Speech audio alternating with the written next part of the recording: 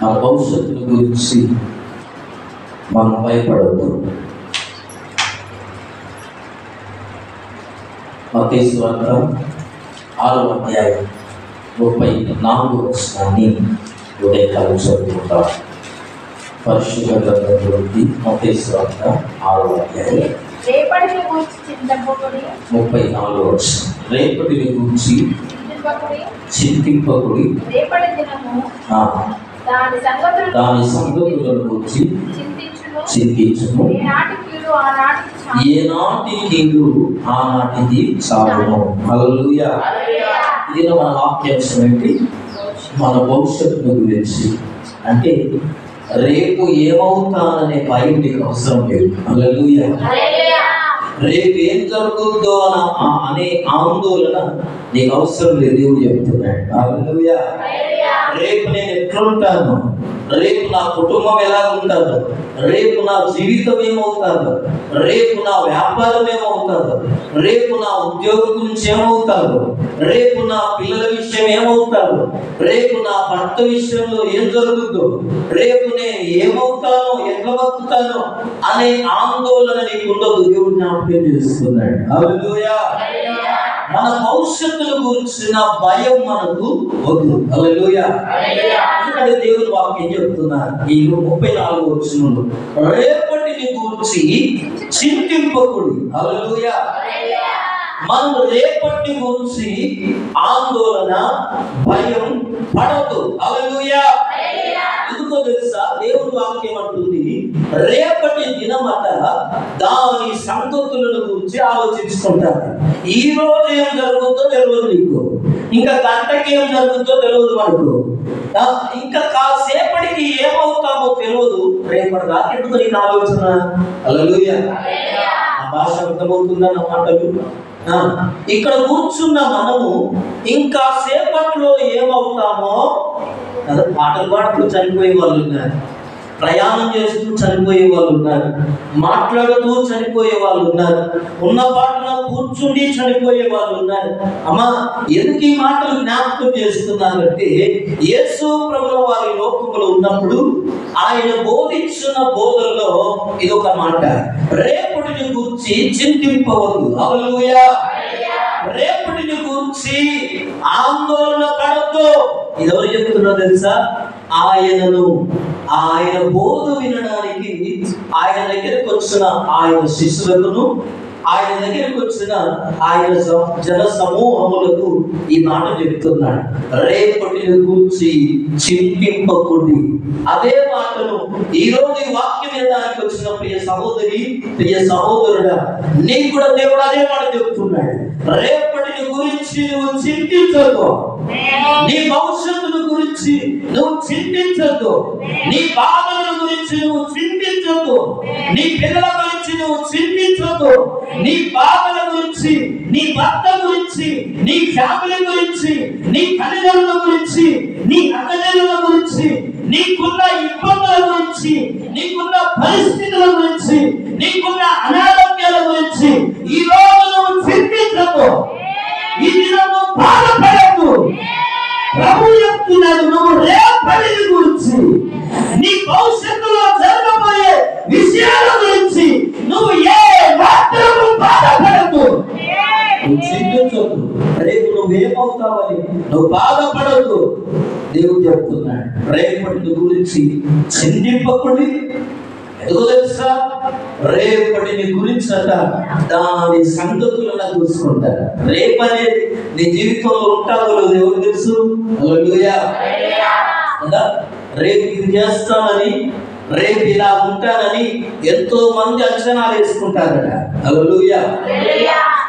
ప్రతి మనిషిని భయపెట్టేది ఏదో తెలుసా? భవిష్యత్తు. అవా నిద్రపోతావా? ఎప్పుడు వచ్చిన ఆదివారం నిద్రపోలే. నువ్వు వచ్చేదే ఒక ఆదివారం, నీకు బుధవారంతో పనిలే, శనివారంతో పనిలే, ఎన్ని ప్రార్థనతో పనిలే. కొంతమంది కదా ఒక ఆదివారం భక్తులే, ఆదివారం భక్తులు. క్రైస్తవులు ఒక ఆదివారం క్రైస్తవులే. అందుకే రాబోయే రోజుల్లో డిక్లేర్ అయిపోతుంది, ఆదివారం రద్దు చేయబడబోతుంది. మీ అందరికి గుడ్ న్యూస్ కదా, గుడ్ న్యూస్. భారతదేశంలో ఉన్నందుకు అమ్మా ఆదివారం రద్దు చేయబడబోతుంది. శుక్రవారం సెలవు దినంగా ప్రకటించబోతుంది కేంద్రం. దాని కొరకు సన్నాహాలు జరుగుతున్నాయి. ఈ దినం ఎందుకు జ్ఞాపకం చేస్తున్నాం తెలుసా? దేవుని రాకడ సమయం దగ్గర పడబోతుంది. దేవుని కొరకు నిలబడే వాళ్ళు అమ్మా దేవుని రాకడలో ఎక్కబడడానికి సిద్ధపడే వాళ్ళు కావాలి దేవునికి. ఎందుకో తెలుసా? ఆయన రాత్రి వేళ దొంగ వచ్చినట్లు రాబోతున్నాడు. చాలా మంది ఏమనుకుంటున్నారంటే ఏం కాదు, ఏం లేదు, తొందర ఏం లేదు, అపాయం ఏం లేదు, వాళ్ళు అట్లే చెప్తారు, అయ్యగారు అట్లే చెప్తాడు. అమ్మా నేను ఖండించి చెప్తే కొన్ని హృదయాలు పగిలిపోతున్నాయి, నేను వాక్యంలో ఉందని చెప్తే కొంతమందికి అమ్మా అక్కడ దాకా ఏం పోవాలి ప్రార్థనకు, ఎప్పుడు అన్న కానీ మంచిగా మాట్లాడు, ఎప్పుడు చూసినా కోపం మాటలే, ఎప్పుడు చూసినా తిరుగు మాటలే, ఓకే చర్చకి పోతే ఎంత మంచిగా తిరుగుతాను నాకు హాయిగా అనుకునే సోదరులు ఉన్నారు. అందరి మనస్తత్వాలు నాకు తెలుసు, అందరి హృదయాలు నాకు తెలుసు. నేను ఉద్దేశపూర్వకంగా ఎవరు బాధపడట్లా, ఉద్దేశపూర్వకంగా బాధ పెట్టట్లా. నేను నిన్ను బాధ పెట్టాలంటే పర్సనల్ కలుసుకొని చెప్పొచ్చు. నేను నువ్వు అట్లా, నువ్వు ఇట్లా, నీ బతికిది, నేను మీద ఆజమాయిషి చేయాలంటే ఏమంటావు? నీ గురించి ప్రభుత్వం ప్రియ అని నేను వాక్యంలో ఉన్న విషయాలు చెప్తున్నాను. దేవుడు ఎలాంటి వారికి చూస్తున్నాడు కదా? లోతు దినములు, నోవాహు దినములు, రేపు వర్షం వచ్చేదాకా, రేపు అమ్మా ఆపద సంభవించేంత వరకు కూడా లోకము నెమ్మదిగా ఉన్నారనుకుంటున్నారు ప్రజలందరూ. ఏం కాదు, ఇంతవరకు భూమి మీద ఆకాశం నుండి అగ్ని కురిసిందే లేదు, ఈయనేదో చెప్తున్నాడు లోతు కదా. రఘునందు ప్రియ నోవాహు ఏదో చెప్తున్నాడు, భూమి ఎంతవరకు వర్షమే లేదంటే వర్షం పడుతుందట, 40 రోజులు పడుతుందట, భూమిని అంతా నింపేస్తుందట. లోకం నెమ్మదిగా ఉన్నా, ఎవరికి ఇబ్బంది అనిపించట్లా, ఎవరికి భారం అనిపించట్లా. నోవాహు మాటలు ఎవ్వడు లెక్క చేయట్లా, నోవాహు మాటలు ఎవ్వరు లెక్క చేయట్లా, ఎప్పుడు పట్టించుకోవాలా. ఒక కుటుంబం, కుమారులు, భార్య, కోడలు, వాళ్ళు మాత్రం నోవాహు కుటుంబం అంతా ఓడగట్టుకుంటున్నారు. ఈ లోకం కూడా అలాగే ఉంటారు. ప్రభుత్వం దేవుని రాకడ సమయంలో లోకం నెమ్మది ఉంటారు. ఎన్ని ఆపదలు వచ్చినా, ఎన్ని భూకంపాలు వచ్చినా, ఏది వచ్చినా దేవుని రాకడ నేను ఇట్లా కానీ అంటున్నాడు.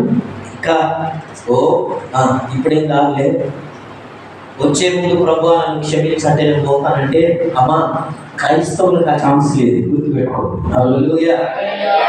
క్రైస్తవులకి ఆయన రావడం, భూమి మీద ఉన్న ప్రజలందరూ, అన్ని దేశాల వారు, ప్రపంచంలో ఉన్న ప్రజలందరూ కూడా ఆయన ఆకాశం నుండి దిగి రావడం చూస్తారు. హల్లెలూయా. బైబిల్లో ఉంది, కడబూరం రోగగానే కదా దూర శబ్దంతో ఆయన రాబోతున్నాడు. ఆయన వచ్చేటప్పుడు ప్రతి నేత్రం ఆయన చూస్తారట. అప్పుడు వేశ్యలు, దొంగలు, వ్యభిచారులు, అబద్ధికులు, లోకంలో వెనుకుతున్న వాళ్ళంతా అయ్యా నేను దేవుడిగా నేను అంగీకరించిన ప్రోములు వాడుకుంటారట. వాళ్ళు ఎత్తబడతారట. హల్లెలూయా, హల్లెలూయా, ప్రైజ్ ది లార్డ్, హల్లెలూయా. అంతలే ప్రభువునందు ప్రియులారా, ప్రతి మనిషిని భయపెట్టేది ఏంటంటే భవిష్యత్తు. రేపు ఏం జరుగుతుందో, రేపు అప్పెట్లా కట్టాలో, రేపు ఇల్లు ఎట్లా గడవాలో, రేపు పిల్లల పెళ్లి ఎట్లా కావాలో, రేపు ఎడుకోవాలో, రేపు ఏం చేయాలో, రేపు ఎట్లా కావాలో ఈ భయం. ప్రభుత్వం ప్రియులారా, ఈ మనుషులందరి జీవితాల్లో ఈ భయం ఉంటారు. భవిష్యత్తు బాగుండాలని అందరూ కోరుకుంటారు. హల్లెలూయా. రాబోయే రోజులు బాగుండాలని అందరం కోరుకుంటామట. అయితే బంగారు భవిష్యత్తు కోసం రకరకాల ప్రణాళికలు వేసుకుంటారు. ఈ 2025 సంవత్సరం ఒక ఇల్లు కట్టాలా, లేదా పిల్లల పెళ్లి చేయాలా, లేకపోతే ఇంకేదో చేయాలా, రకరకాల ప్రణాళికలు వేసుకుంటారు. ప్రభునందు ప్రియుల, అయితే చదువుకున్న వారేమో ఒక మంచి ఉద్యోగం కొరకు సంపాదించాలని ఆలోచన చేస్తారు, ప్రణాళిక చేస్తారు. డబ్బున్నోళ్ళు ఏదైనా వ్యాపారం చేయాలని, పేదోళ్ళు ఈ సంవత్సరమైనా కొన్ని డబ్బులు కూడా పెట్టుకొని ఆస్తులు కొట్టుకోవాలని, ఇంకేదో చేయాలని, కూడబెట్టుకోవాలని, ఇదంతా మనుషులందరూ ఆలోచించే ఆలోచన. హల్లెలూయా, హల్లెలూయా, ప్రైజ్ ది లార్డ్. ఈ లోకంలో ఉన్న సర్వ మానవులందరూ కూడా ఆలోచించేది ఏంటంటే ప్రభునందు ప్రియులారా భవిష్యత్తు కొరకే. హల్లెలూయా, అవునా కదా? ఇక్కడ నువ్వైనా నేనైనా దేని గురించి ఆలోచిస్తాం? భవిష్యత్తు, రాబోయే రోజులు, రాబోయే సంగతులు, రాబోయే పరిమాణాలు, రాబోయే ప్రణాళికలు ప్రభునందు వాటి కొరకే మన ఆలోచన. అయితే బైబిల్ అంటుంది రాబోయేది నీది కాదు, అది నీ చేతుల్లో లేదే. అంటున్నా రేపు సోమవారం రావాలి అనేది నీ చేతుల్లో లేదు. హల్లెలూయా, రేపు సోమవారం నువ్వు చూడాలని నీ చేతుల్లో లేదది. భవిష్యత్ అనేది దేవునికి సంబంధించిందట. రేపు అనేది నీది కాదు. రేపు నువ్వు బ్రతుకుంటే రేపు నీది, బ్రతుకోకపోతే హల్లెలూయా రేపు అనేది మనకు లేదు. హల్లెలూయా, అందరూ అనుకుంటాం కదా ఈ సంవత్సరం కదా నవంబర్ 15 నా బర్త్డే బాగా చేసుకోవాలి అని నేను అనుకున్నాను అనుకో. దానికోసం అరేంజ్మెంట్ ఇప్పటి నుంచే డబ్బులు కూడబెట్టుకోవడం, ఏ మాస్టర్ విలువాలి, ఎంతమందిని విలువాలి, ఎంతమందికి భోజనం చేయాలి, ఎంతమంది గ్రాండ్గా ప్రోగ్రాం చేయాలని ఇప్పటి నుంచి ఆలోచన చేస్తున్నాను అనుకోండి. వింటున్నారా? నవంబర్ 15 ప్రభునందు ప్రియులారా అప్పటి వరకు ప్రణాళికలు చేసుకొని ప్లాన్లు వేసుకొని నవంబర్ 14వ తారీఖు అన్ని ఏర్పాట్లన్నీ చేసుకొని బియ్యం కార్డు ఇచ్చేసి, చికెన్ మటన్ కార్డు ఇచ్చేసి, వంటలు ఉండే వంట ఆర్డర్ ఇచ్చేసి, వచ్చే స్పీకర్లకు ఆర్డర్ ఇచ్చేసి, ఎంతమందిని పిలవాలి అందరికి ఫోన్ చేసి ఆ రాత్రి 11 గంటలకి ఒకవేళ మరణం వచ్చి నన్ను కబురిస్తే తెల్లారి 15వ తారీఖు ప్రభునందు ప్రియులారా అందరూ వచ్చి ఈరోజు బర్త్డే అని చెప్పినావు కదా, రాత్రి భోజనాలు ఉన్నాయి అన్నావు కదా, ప్రార్థన అన్నావు కదా, అందరూ వచ్చి లేక నన్ను వేస్తానా? హల్లెలూయా, వేస్తానా? లేవగలుగుతామా? లేవలేదు. ఎందుకంటే రేపు మనది కాదు. హల్లెలూయా, రేపటిని గురించి, భవిష్యత్తుని గురించి, భవిష్యత్తు అనేది మన చేతుల్లో లేదు. భవిష్యత్తు అనేది దేవునికి సంబంధించిందట. అందుకోసమే బైబిల్లో ఒక ధనవంతుడు ఉన్నాడు. లూకాసు వార్త 12వ అధ్యాయం 16వ వచనం నుంచి కొన్ని మాటలు చదువుకొని మనం ముగిస్తున్నాం. పరిశుద్ధ గ్రంథంలో నుండి లూకాసు వార్త 12వ అధ్యాయం 16వ వచనం నుంచి 21వ వచనం వరకు కొన్ని మాటలు చదువుకుందాం. మరియు ఆయన వారితో ఈ ఉపమానం చెప్పాను. ఒక ధనవంతుని భూమి సమృద్ధిగా పండెను. అప్పుడు అతడు నా పంట సమకూర్చుకొనుటకు నాకు స్థలము చాలదు. హల్లెలూయా. చూడండి ప్రభునందు ప్రియులారా, బైబిల్లో యేసు ప్రభుల వారు ఉపమానం చెబుతున్నాడు. ఆయన ఎందుకు వచ్చిన ప్రజలకును, ఇదిగో ఆయన శిష్యులకును ఒక ఉపమానం చెప్తున్నాడు. ఏంటో తెలుసా? ఒక ధనవంతుడు ఉన్నాడు. నాకేం చూడాలి, ఒక ధనవంతుడు ఉన్నాడు. అతను భూమి అట బాగా పండిందట. ప్రతి సంవత్సరం కంటే ఈ సంవత్సరం బాగా పండింది. హల్లెలూయా. ప్రతి సంవత్సరం ఎరువులేసేది, మందులు కొట్టేది. కానీ ఈసారి ఎందుకో దేవుడు ఏం చేశాడో ఏమో తెలియదు కానీ భూమి మాత్రం, పంట మాత్రం ఏమైందట? బాగా పండింది. హల్లెలూయా. అనుకున్న దానికంటే డబల్ త్రిబుల్ పండారు. హల్లెలూయా. కనుక ఈ ధనవంతుడు ఏం చేస్తున్నాడంటే భూమి సమృద్ధిగా పండింది. అప్పుడు అతడు నా పంటను సమకూర్చుకున్నటకు నాకు స్థలం సరిపోదు. చూసారా? పంట పండారు, బాగా పండారు. హల్లెలూయా. మన జీవితాలు ప్రభువును ప్రియులారా ఇక్కడ మనం సాదృశ్యం చూసుకోవాలి. ఆ ధనవంతుడు ఎవరో కాదు. ఈరోజు వాక్యం వింటున్నా నీ నా జీవితమే, నువ్వే కావచ్చు, నేనే కావచ్చు, అయ్యా నేను ధనవంతుడే కాదు కాకపోవచ్చు. కానీ ఆ ధనవంతుని భూమి ప్రభునందు ప్రియులారా బాగా పండారు. అంటే కారణం ఏంటో తెలుసా? ఒకప్పుడు ఎందుకు అక్కెలరాని మన జీవితాన్ని దేవుడు అక్కెలకు వచ్చే వాళ్ళు చేశాడుగా. విలువలేని జీవితాలు విలువనిచ్చాడు దేవుడు. ఈరోజు నీకంటూ ఒక స్టేటస్, నీకంటూ ఒక హోదా, నీకంటూ ఒక క్యారెక్టర్ ఇచ్చాడు, నీకంటూ ఒక పదవి ఇచ్చాడు, నీకంటూ ఒక హోదా, గుర్తింపు ఉంది. నువ్వెవరో ఈరోజు సమాజంలో. ఈరోజు సుమన్ ఎవరు అంటే ఒక పాస్టర్, ఒక గుర్తింపు ఉంది. ఒకప్పుడు మహిళా సంఘాలు పనిచేసేవాళ్ళని, అది ఇప్పుడు ఏమంటున్నారు? గుర్తింపు ఎవరిచ్చారు? ఈ గుర్తింపు ఎవరిచ్చారు? హల్లెలూయా. అదనందు ప్రియులారా, ఒకప్పుడు నువ్వెవరు తెలియదు, ఒకప్పుడు నువ్వెవరు నీతో మాట్లాడేవాళ్ళు కాదు, ఎవరు నేను చేరదీసిన వాళ్ళు కాదు. ఈరోజు ఈ అక్క మాకే అని చెప్తున్నారు చాలా మంది. ఈ సోదరి మాకే, మా అక్క లేకుండా మేమేం చెయ్యం అని మాట్లాడుతున్నారు దీని గురించి. దానికి కారణం ఎవరు? అందుకోసమే ప్రభునందు ప్రియ సహోదరి సహోదరి, ఆ ధనవంతులు భూమి సమృద్ధిగా పడ్డారు. అతడు అనుకుంటున్నాడు, నా పంటను సమకూర్చుకోవడానికి స్థలం సరిపోదు. హల్లెలూయా. సరిపోదట, ఉన్న స్థలం సరిపోదు. హల్లెలూయా. చాలా మంది దేవుడిచ్చిన ఆధిక్యతను, దేవుడిచ్చిన ప్రతిష్టతను, దేవుడిచ్చిన ప్రార్థన జీవితాన్ని, దేవుడిచ్చిన ఉద్యోగాన్ని, దేవుడిచ్చిన ఆస్తిని, దేవుడిచ్చిన అంతస్తును, దేవుడిచ్చిన ప్రేమను, దేవుడిచ్చిన అధికారాన్ని సరిపోదనుకుంటున్నారు. ఏమనుకుంటున్నారంట? సరిపోదనుకుంటున్నారు. సరిపోదు ఇది. చూసారా ఎందుకు ఈ విషయం గుర్తు చేస్తున్నారు? ఈ ధనవంతుడు భూమి పైన దీవించేది దేవుడే, ఎవరినైనా ఆశీర్వదించేది దేవుడే. ఒకప్పుడు అయ్యా నేను బీదోని, నా దగ్గర డబ్బులు లేవంటే, ఈరోజు నువ్వు ఎప్పుడంటే అప్పుడు నీ చేతిలో డబ్బులు ఉండేటట్టు దేవుడు చేశాడు.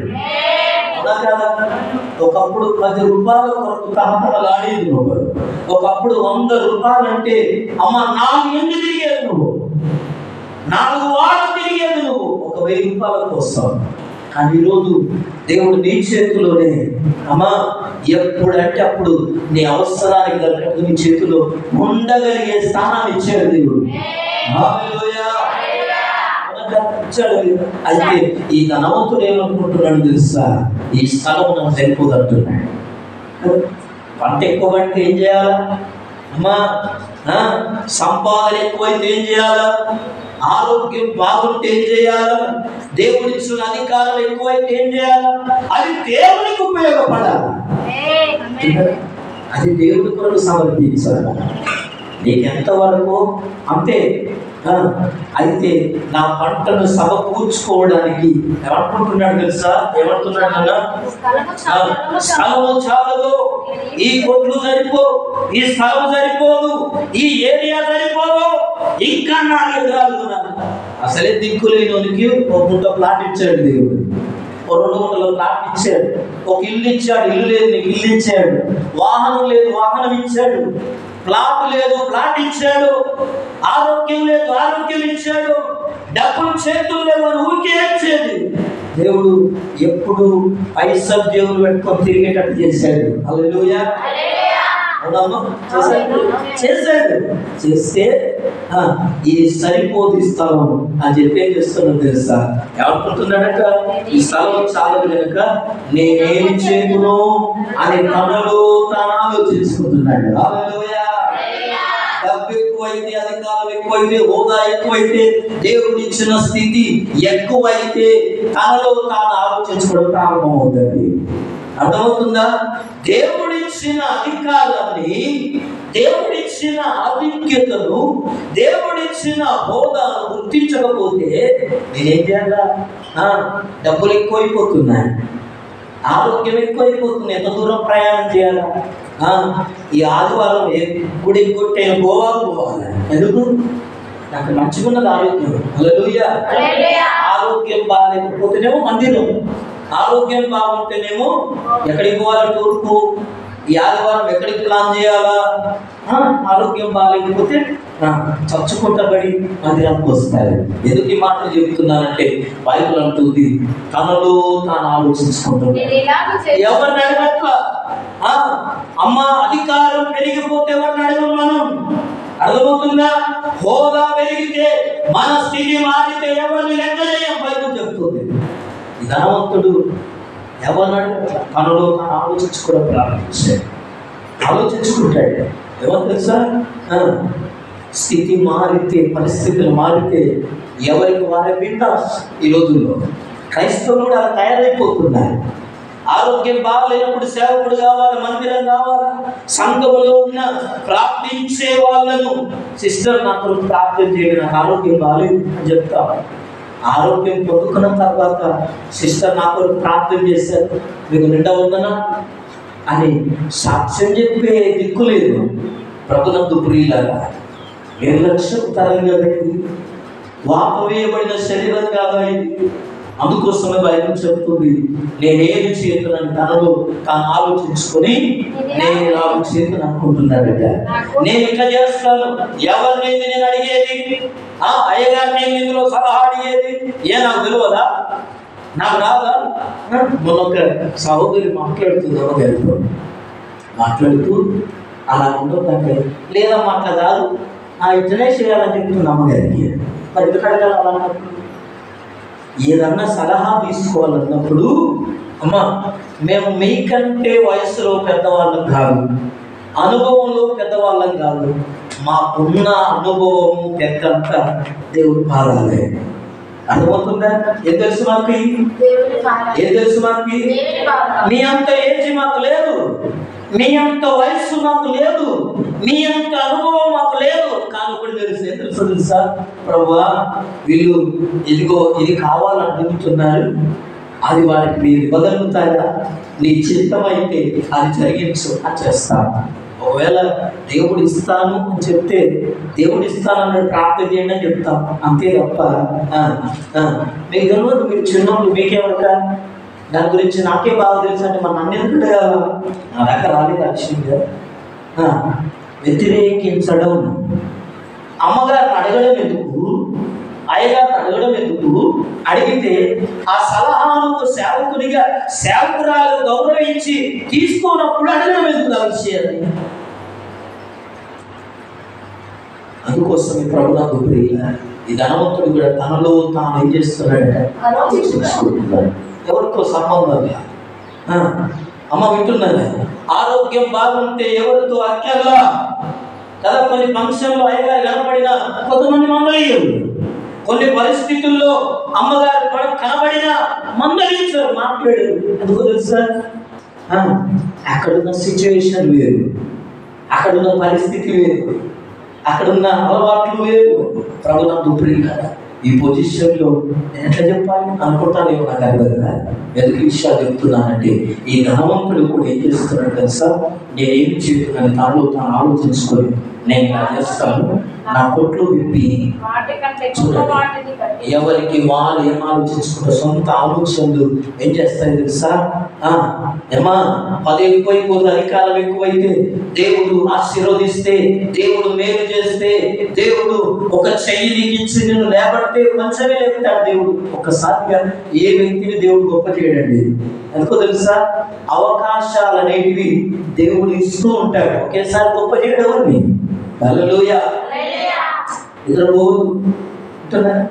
దేవుడు ఒకేసారి మార్చొచ్చు, నీ భవిష్యత్తును మార్చడట్లా, నేను పరీక్షిస్తాడు. చిన్న చిన్నగా దేవుడు ఏం చేస్తాడు? నీకు సాయం అందించి, చెయ్యందించి, నీవు ఈ స్థితి నుండి లేస్తావా లేవా చెయ్యించి దాంట్లో నుంచి బయటపడుతూ కూడా చేయాలనుకుంటాడు. అర్థమవుతుందా? మనం పిల్లల్ని మెట్లెక్కించేటప్పుడు, ముసలిలను మెట్లెక్కించేటప్పుడు ఒకేసారి కింద నుంచి 10 మెట్ల దాకా ఎక్కియం. ఒక్కొక్క మెట్టు వాళ్ళు ఎక్కేదాకా మనం ఏం చేస్తాం? ఆగి ఆడ కాలు లేపి ఇంకో మెట్టు పెట్టేదాకా ఆగుతాం. మనం సరసరా అమ్మ ఎక్కగలుగుతామని చిన్నపిల్లల్ని ముసలిని పట్టుకొని ఎక్కితే వాళ్ళు ఎక్కగలుగుతారా? ఎక్కలేదు.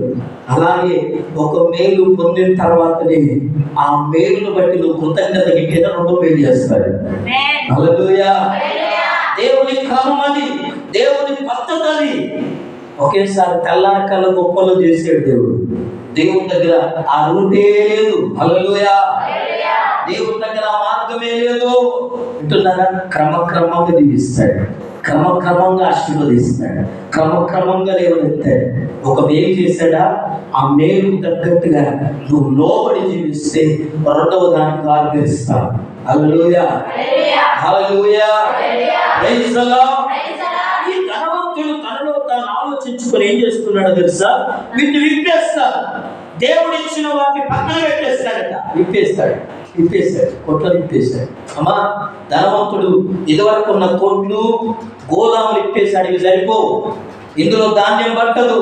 ఇప్పుడు ఆ 1000 బస్తాలైనాయి. ఇదివరకు 100 బస్తాలు వచ్చేది, ఇప్పుడు 1000 బస్తాలైనాయి. ఏవా, మరి 1000 బస్తాలు ఇచ్చావు కదా, ఏం చెయ్యాలా అనే ఇంగిత జ్ఞానం లేదు ఈరోజు క్రైస్తవులకి. అర్థమవుతుందా?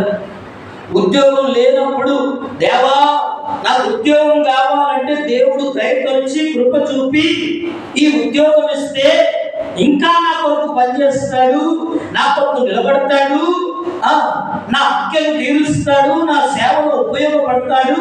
ఆరోగ్యం బాగలేదంటే ఆరోగ్యం ఇస్తే అయిపోతుందేమో, ఆరోగ్యం ఇస్తే ఆదివారం మందిరంలో పనిచేస్తుందేమో, ఆరోగ్యం ఇస్తే అమ్మా అంటున్నారా అది దేవుడు ఆశపడి ఆశీర్వదిస్తే వ్యక్తి ఏం చేస్తున్నా తెలిసిన ధనవంతుడు ఏం చేశాడు? కొట్లు విప్పేస్తాడు. దేవుడు ఇచ్చిన వాటిని అతి చేస్తున్నాడు. ఆ ఇచ్చిన కొట్లను విప్పేస్తున్నాడు. ఈ కొట్లను విప్పి వీటికంటే పెద్ద చేస్తాను. హల్లెలూయా. నీ జీవితంలో దేవుడు ఏదైనా మేలు చేశాడా? దేవా ఈ మేలు నా జీవితంలో ఎందుకు చేశావు, నేను ఏం చేయాలి మేలు ప్రతిగా అని ఆలోచించే వాళ్ళు ఎంతమంది ఆలోచన చేస్తారు. దేవుడు మేలు చేస్తే దేవుడు నాకు మేలు చేస్తాడు కదా, దేవునికి స్తోత్రం, దేవుడు నాకు ఎప్పుడు మేలు చేస్తాడండి, నా ప్రార్థన వింటాడండి, దేవుడు నాకు కాకపోతే ఎవరు చేస్తాడు మేలని చెప్పి ఇచ్చినయన్ని తినేయవద్దు. హల్లెలూయా. ఇచ్చినయన్ని కడుపులు వేసుకోవద్దు, ఇచ్చినయన్ని ఎక్కేసుకోవద్దు, ఇచ్చినయన్ని కూడబెట్టుకోవద్దు. ఏం చేయాలి తెలుసా? దేవుడి మేలుకు ప్రతిగా ఏం చేయాలి? మేలు చేసినందుకు ఏం చేయాలా? దేవునికి కీడు చేయాలి. అమ్మా ఏం చేయాలమ్మా? దేవునికి ఏం చేశాడు దేవుడు నాకు అనేదాకా చూడాలి. ఆ స్థితి వచ్చినాక చూసుకోవాలి. మళ్ళా ఏం చేశాడు? అప్పుడు ఏదో దీవించాడు. ఈ మధ్యలో ఏమన్నా జరిగిందా? అప్పుడు దీవించిన దాంతోనే ఇంకేళ్ళు బతుకుతున్నాం. మరి అది అర్థం కాదే. అప్పుడెప్పుడు అక్కలు రానప్పుడు దేవుడు దగ్గర తీస్తే అక్కలకు వచ్చావు కదా. హల్లెలూయా. Praise the Lord. నిద్ర వచ్చిన వాళ్ళు లేచినవాడు అయ్యా చర్చకొచ్చి మధ్యాహ్నం కూడా నిద్ర వచ్చేట్లా లేకు. హల్లెలూయా. చర్చకి వచ్చి నిద్రపోతే ఎట్లా కావాలి?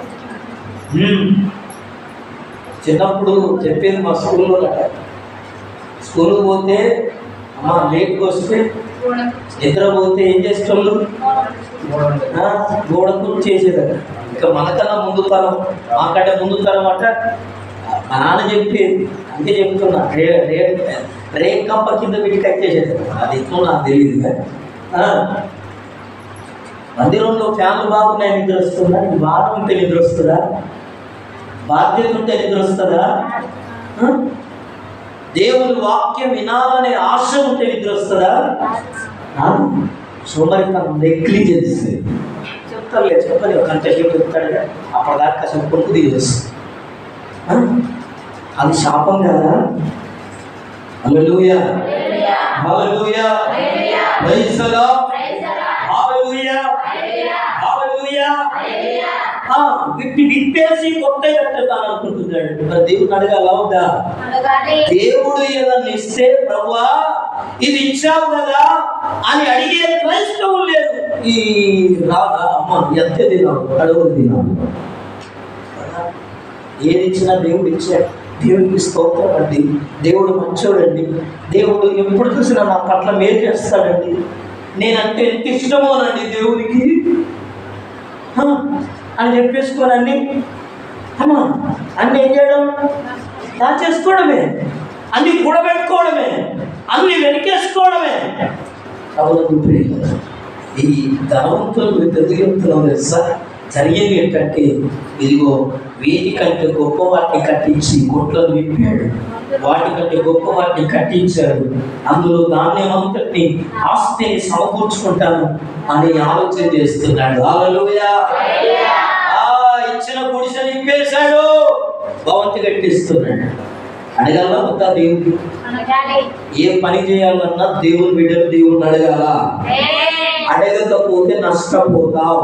సేవకులుగా చెప్తున్నా, సేవకులుగా చెప్తున్నా, వాక్య ప్రకారం చెబుతున్నా. అడగాల. ఈ వ్యక్తి ధనవంతుడు ఎప్పుడు పడినట్టు పడితే రాసినకు ఎక్కువ పడింది కాబట్టి రాశాడు, పేరు కూడా రాయలా. హల్లెలూయా! కొట్లను విప్పి పెద్ద కొట్లు వేసాడు, ధాన్యమంతటి 100 మంది అయ్యారు, 10 మంది బిడ్డలు తెచ్చి ధాన్యమంతా నింపేస్తున్నాడు. ధాన్యాన్ని చూసుకుని రోజు పొద్దున రోజు పడుకునేటప్పుడు కొట్లను చూసి, వావ్ ఎంత బాగుంది, బిల్డింగ్ ఎంత బాగుంది, ధాన్యం ఎంత బాగుంది, నేను 10 ఏళ్ళు బతకవచ్చు, నేను 20 ఏళ్ళు బతకవచ్చు, నేను 50 ఏళ్ళ దాకా నాకే ఇబ్బంది ఏం లేదనుకో తెలుసా, కావలసినంత ధాన్యం ఉండాలి అనుకొని ప్రాణంతో చెప్పుకుంటున్నాడు. నా ప్రాణమా వెళ్తున్నాడమ్మా, చూడండి, ప్రాణమా అనేక సంవత్సరములకు విస్తారమైన ఆస్తిని ఉన్నది. హల్లెలూయా! చూడండి, వ్యక్తికి ప్రభునందు ప్రియులరా వింటున్నారా? ఏ వ్యక్తి అయితే తన జీవితంలో తనకు అనుకున్న దానికంటే ఆశీర్వాదం ఎక్కువ ఉద్యోగాలు ఎక్కువ వస్తారు, జనం వస్తారు.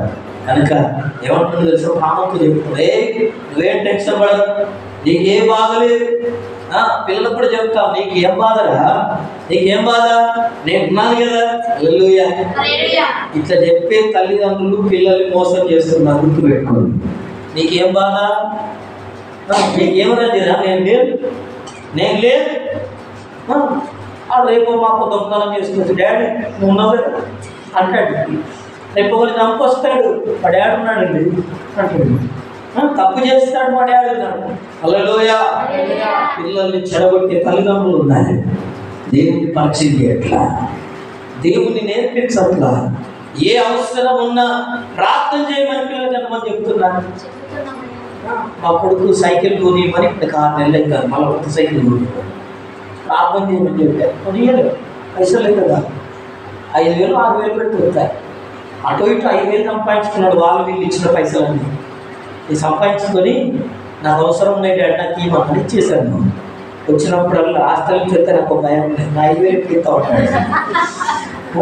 నిజం చెప్తున్నా, 5,000 సైకిల్ రాదురా, కనెక్ట్ కొన్ని కలపాలి, నేను ఇంట్రెస్టే కడుతున్నాను ఇంకా చెప్తాను.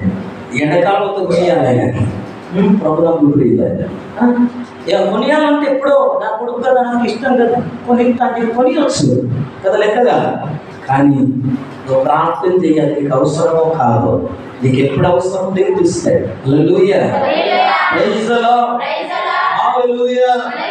హల్లెలూయా! మా పాపకు హాస్టల్లో సీట్ కాదు, 5th నుంచి ట్రై చేస్తాను.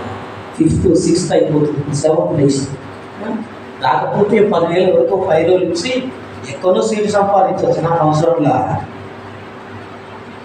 అర్థమవుతుందా? దేవుడే ఇవ్వాలా, నా బిడ్డే చదువుకోవాలా.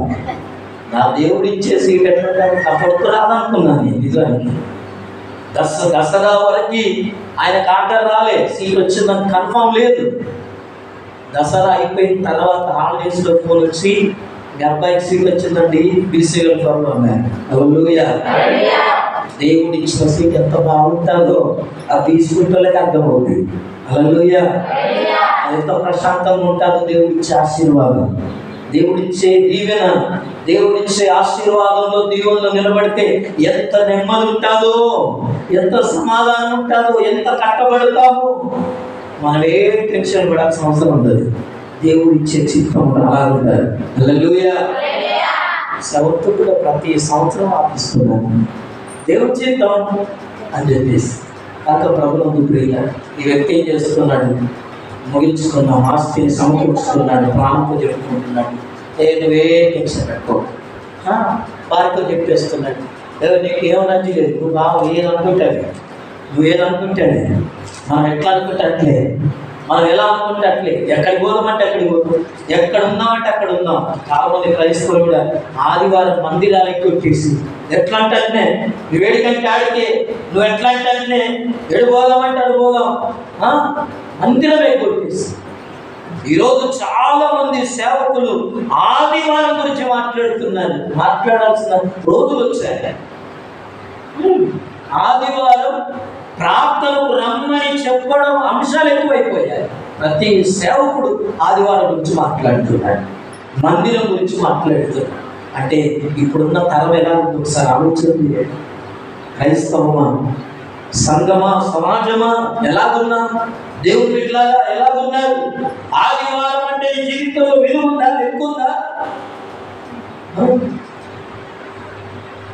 రైట్ బ్రదర్స్ ఎంతమంది వీడియో విన్నారు, గ్రూప్లో పెట్టారు. అమెరికా అధ్యక్షుడు అక్కడ గుర్తులేదు, ఏం చేశారు తెలుసు, గ్రూప్లో ఉంటారు. మళ్ళీ కదా ఆదివారం నాడు వాళ్ళు ఏం కనుక్కున్నారమ్మా ఫ్లైట్స్, రైట్ బ్రదర్స్ ఇద్దరు అన్నదమ్ములు విమానాన్ని కనుక్కున్నారు. భారతదేశ ప్రధాని క్షమించాలి, అమెరికా ప్రధాని వాళ్ళని పిలిచి, మీరు విమానాన్ని కనుక్కున్నారు కదా, ఈ ఆదివారం మీకు ఈవెంట్ ఉంది, అంటే మీకు పురస్కారం, గౌరవం, ఏమంటారు, సన్మానం ఉంది, మీరు రావాలి అని చెప్పి లెటర్ పంపారు. పంపితే వాళ్ళిద్దరు అన్నదమ్ములు ఏ గవర్నమెంట్ అయితే మీకు సన్మానం ఉందని పంపారో ఆ గవర్నమెంట్ లెటర్ రాశారు, సార్ మేము ఆదివారం. అప్పటి క్రైస్తవులు అలా ఉన్నారు, ఇప్పటి క్రైస్తవులు ఏమో. నేను కూడా శాలేమన్న గారిని మాట్లాడారు, గ్రూప్లో ఎంతమంది చూస్తారు, ఆదివారం నాడు క్రైస్తవ అలాంటి సాక్ష్యం లేదు క్రైస్తవులకి. విందులు, వినోదాలు, పెళ్లిళ్ళు, పేరంటాలు వీటి కొరకే పడుతున్నారు. ఆదివారం దేవుని మందిరంలో ఉండాలనే ఇంగిత జ్ఞానం లేదండి క్రైస్తవులకి. రోజు ఈ వేదన ఎక్కువైపోతుంది సేవకులకి, ఈ భారం ఎక్కువైపోతుంది ప్రభువుకు ప్రియులారా. ఎందుకు ఈ మాటలు జ్ఞాపకం చేస్తున్నానంటే ఆదివారం లెక్కలేని స్థితికి వచ్చారు. మందిరం అంటే విలువ లేదు, మందిరం అంటే లెక్కలేదు చాలా మంది జీవితాల్లో. ఆ పద్ధతి ఏమవుతుంది, సేవకులు బతిలాడే రోజుల్లోకి వచ్చాయి. ఏమవుతుందో ఈ తరానికి నాకు అర్థం కావట్లేదు. రాబోయే రోజుల్లో ఏం జరుగుతుందో తెలియదు ఈ సమాజానికి. ఎందుకు ఈ మాట జరుగుతున్నా అంటే బైబిల్ ఉంటుంది, ఆ ధనవంతుడు నా ప్రాణంతో మనకి ఏం తొందర లేదే బాధ, మనకు కావలసిన ఆస్తుంది, అంతస్తుంది, ధాన్యం ఉంది, నువ్వే టెన్షన్ పెట్టుకోకు. ప్రాణంతో చెప్పుకుంటున్నాడు, ప్రాణమా అనేక సంవత్సరాలు కావలసిన ఇదిగో ఆస్తి సమకూర్చబడినది, నెమ్మది ఉండిగా ఇందులో ఉన్న బాధను తీసి. ఏ ఆస్తి ఉంటే నెమ్మది వస్తుందా? ఆరోగ్యం ఉంటే నెమ్మది వస్తుందా? డబ్బు ఉంటే నెమ్మది వస్తుందా? అమ్మా పలుకుబడి ఉంటే, హోదా ఉంటే, గౌరవం ఉంటే, బంధువులు ఉంటే, బలం ఉంటే రావివన్నీ కూడా. ఎందుకు ఈ మాట చెప్తున్నానంటే బైబిల్ చెప్పుకుంటున్నాడు. ఇంకా చివరి ఒక మాట తినము ప్రాణంతో చెప్పుకుంటున్నాడు, తనకు తాను మాట్లాడుకుంటున్నాడు. ఇంతకుముందేమో దేవా నాకేం లేదయ్యా, నేను దిక్కులేని ఉన్నాయ్యా, నేను బీదవాన్నయ్యా, నేను దరిద్రున్నయ్యా, నన్ను ఎవరు లెక్క చెప్తలేదయ్యా, నాకేమి లేదయ్యా, అయ్యా నేను గుడిసె గది లేదున్నయ్యా, నేను ఇల్లు లేదున్నయ్యా, నేను భూమి లేదున్నయ్యా, నేను జాగ లేదున్నయ్యా, అయ్యో నాకు ఎవరు సాయం చేయలేదయ్యా, నాకంటూ ఎవరు లేదయ్యా అని ప్రార్థన చేసిన వ్యక్తి అందించిన తర్వాత ప్రాణంతో ప్రాణమా డోంట్ వరీ, హల్లెలూయా, నీకు ఏ బాధ లేదు. ఎందుకో తెలుసా? ఆస్తి చూసి, అందాన్ని చూసి మురిసిపెట్టారు కొంతమంది, ప్లాట్లో చూసి మురిస్తాడు కొంతమంది, అమ్మా పిల్లలను చూసి మురిస్తాడు కొంతమంది, భర్తను చూసి భర్తను విగ్రహం చేసుకుంటారు కొంతమంది. భర్తలకు చాలా ప్రాముఖ్యం, భార్యలకు కొంతమంది చాలా ప్రాముఖ్యం.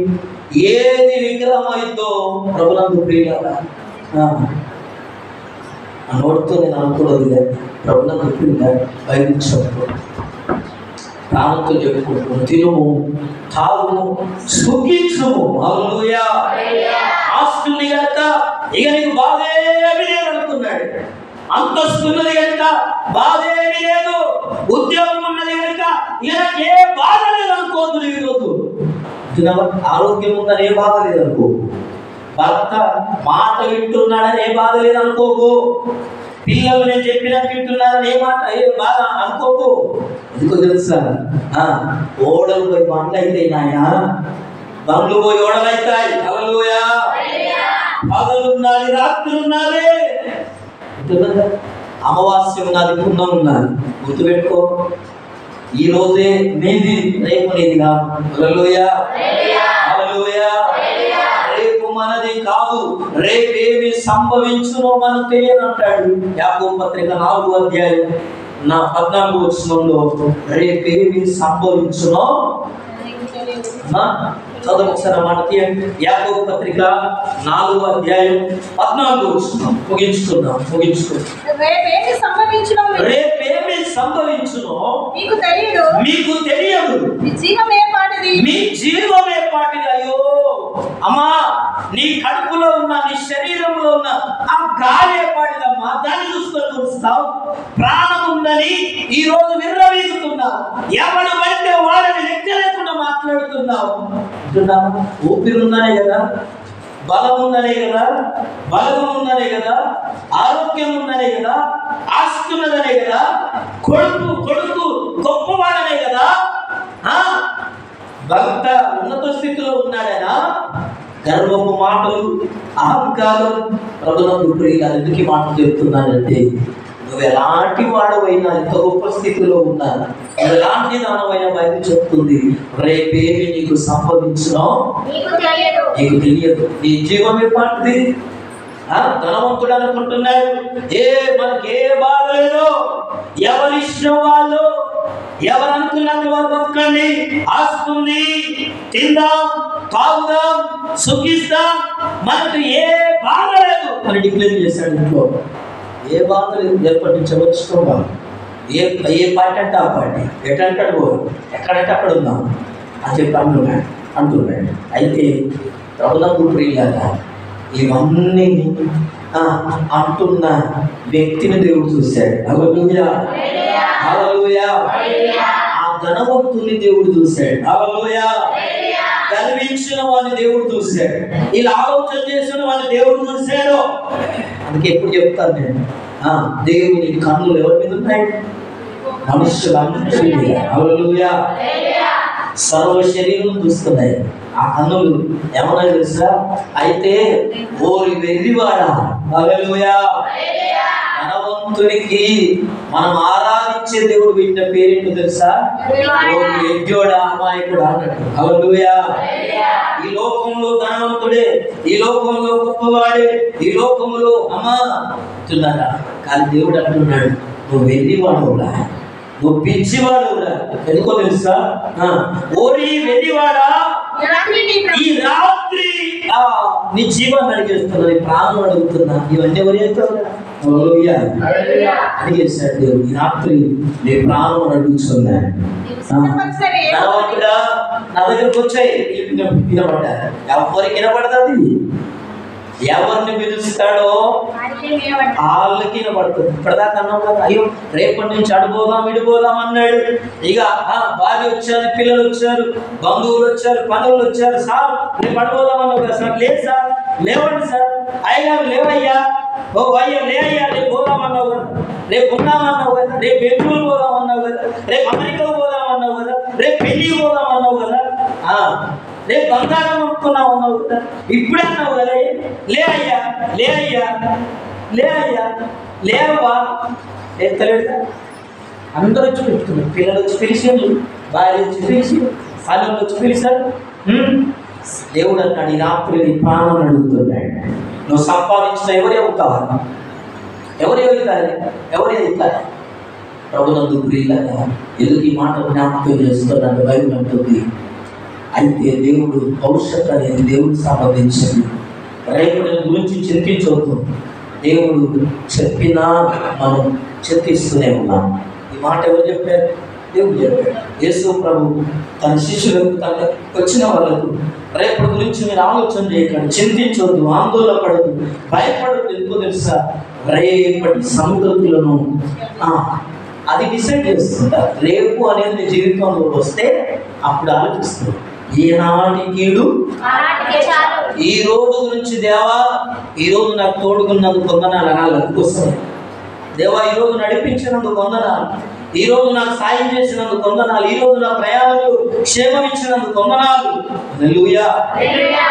ప్రభునందు ప్రియులారా, ఎందుకు దేవుడు ఇలా రేపటి గురించి చింతించొద్దన్నా మనం చింతిస్తున్నామని కారణం ఏంటో తెలుసా? దేవుడు మనకు అర్థం కాకపోవడం, దేవుణ్ణి మనం నమ్మలేకపోవడం. ప్రభునందు ప్రియులారా, ఒక వ్యక్తి సగటున 40 సంవత్సరాలు పనిచేస్తాడట. హల్లెలూయా.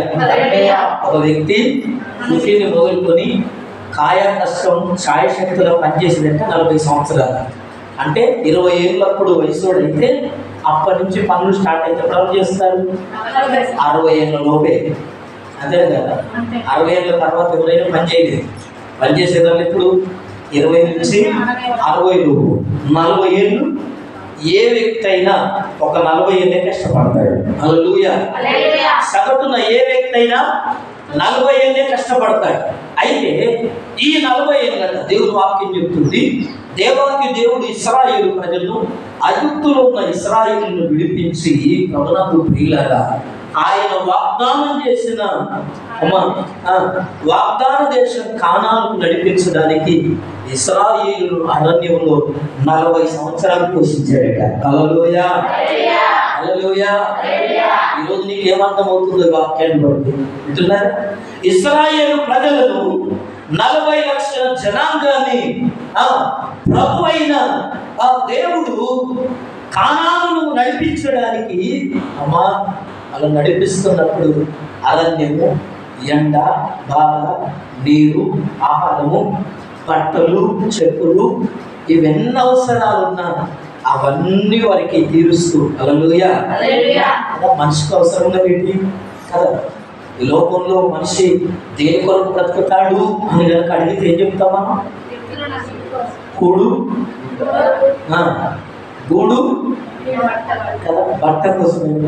హల్లెలూయా. హల్లెలూయా. వీటికి మించింది ఏదైనా దానివల్ల నీకు అతిశయం కలుగుతుంది. హల్లెలూయా. Praise the lord.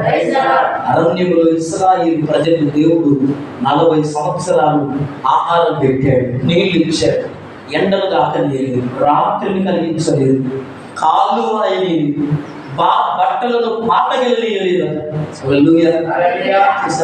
ఎంత ప్రొటెక్షన్, ఎంత కాపుదల. 40 ఏళ్ళు సాధింది. హల్లెలూయా. మనిషి ఏ మనిషి అయినా ఎంత ఆరోగ్యం ఉన్నోడైనా అదే చెప్తున్నాడు. సగటున ఉద్యోగం చేసిన, వ్యాపారం చేసిన, కాయ కష్టం చేసిన, కూలి పని చేసిన 40 ఏళ్ళ కంటే ఎక్కువ పని చేయలేడు. ఆ పైన చెయ్యాలనుకుంటాడుగా, చాలగా. అందుకోసమే ఆ 40 ఏళ్ళు ఇశ్రాయేలు దేవుడే పోషించాడు కదా. నేను పోషించలేదా? నిన్ను నడిపించలేదా? అందుకోసమే దేవుడు ఇశ్రాయేలు చేసిన వాగ్దానాన్ని బట్టి వారికి ఇష్టమున్నా లేకపోయినా వారిని ఐగుప్తు నుండి కానాను నడిపించాడు. హల్లెలూయా. అబ్రహాముకు దేవుడు వాగ్దానం ఇచ్చాడు. 430 ఏళ్ళ తర్వాత నేను ఇదిగో నీ పితరులను, నీ పిల్లలను నేను ఐగుప్తులో నుండి కానాను తీసుకొచ్చి కానానులో వాళ్ళందరూ నిలబెడతానని దేవుడు వాగ్దానం చేసి, ఆ వాగ్దానాన్ని పట్టుకునే కదా అక్కడ పనిచేసుకుని తూర్పులు విడిచారు, మూలిగారు. దేవా, రాజా అబ్రహాం దేవా, ఇస్సాకు దేవా, యాకోబు దేవా మమ్మల్ని విడిపించి మనం ప్రార్థన చేస్తే కదా 430 ఏళ్ళు దేవుడు వాటిని విడిపించాడు. విడిపించి కానాను తీసుకొచ్చాడు. ప్రభునందు ప్రియులారా, అందుకోసమే ఈ రోజు కూడా దేవుడు ఇశ్రాయేలు ప్రజలను ఐగుప్తుల నుండి కానానుకు ఇష్టమున్నా లేకపోయినా వాగ్దానం చేశాడు కనుక నడిపించాడు కనుక ఆయన మనల్ని కూడా నడిపించడానికి సిద్ధంగా ఉన్నాడు. హల్లెలూయా. 2025 సంవత్సరం అంతా నడిపించడానికి సిద్ధంగా ఉన్నాడు. ఆయన నడిపించబోతున్నాడు. హల్లెలూయా. కనుక ప్రభునందు ప్రియ సహోదరి సహోదరుడా, ఎవరైతే వారి భవిష్యత్తును దేవుని చేతిలో పెడతారో వారిని సరైన మార్గంలో నడిపిస్తారండి. వారిని సరైన నడిపింపులో నడిపిస్తాడు. వారికి ఏ నష్టం రాదు. దేవుని భవిష్యత్తు, వారి భవిష్యత్తులో దేవుని చేతులు పెట్టిన వాళ్ళకు. ఇశ్రాయేలీయుల భవిష్యత్ అంతా దేవుని చేతిలో ఉంది. ఏ మార్గంలో వెళ్ళాలో, ఏ రూట్లో వెళ్ళాలో, ఎక్కడ నీళ్లు దొరుకుతాయో, ఎక్కడ ఆహారం దొరుకుతుందో, ఎక్కడ మన్నా కురిపించబడతాదో, ఎట్లా వెళ్తే వీళ్ళ కాళ్ళు వాయువో అన్ని రకాల దేవుడు నడిపించాడు. దేవుని అమ్మ మన భవిష్యత్తును దేవాన్ని నేను కలిగి ఉన్నాను, నీవే తండ్రి. అందుకోసం పౌలు భక్తులు ప్రార్థన చేస్తున్నాను. నేనేమై ఉన్నాను అది కేవలం నీ కృప వల్లే. హల్లెలూయా అని పౌలు ప్రార్థన చేస్తే, అమ్మ పౌలు జీవితాన్ని దేవుడు ఏం చేశాడు? ఆశీర్వదించాడు, దీవించాడు. గొప్ప సేవకునిగా 14 పత్రికలు రాసేవాడికి దేవుడు ఆశీర్వదించాడు కదా. మరి క్రైస్తవ సమాజానికి, సంఘానికి ఇదిగో కొత్త నిబంధనలో 14 పత్రికలు రాయగలిగిన సేవకుడు పౌలు అయ్యాడు, మాదిరి అయ్యాడు. ఈరోజు పౌలు బోధన మనం అనుసరిస్తున్నాం కనుక ఈ సహోదరుడు, ఈ సహోదరుడా, ఈ వాక్యం ఇంట్లో ప్రియమైన దేవుని ప్రార్థన చేసుకున్నాం. మనందరం కళ్ళు మూసుకొని ఈ వాక్య భాగాన్ని మనం ధ్యానం చేసుకో. రేపటి గురించి భయపడొద్దని దేవుడు వాగ్దానం